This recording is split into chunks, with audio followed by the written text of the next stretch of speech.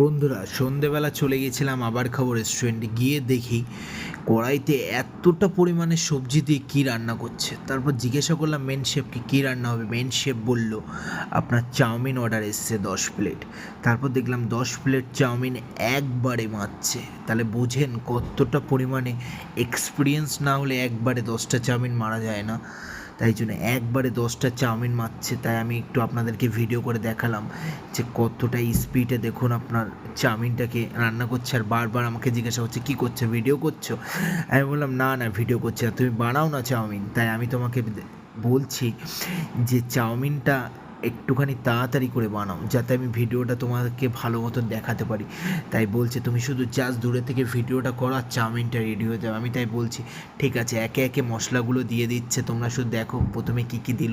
প্রথমে লবণটা দিয়ে দিল, তারপর আপনার কাঁচা লঙ্কা, বাদাম, বিভিন্ন চাউমিনের যেসব মশলাপাতি হয় সব কিছু একে একে দিয়ে দিল।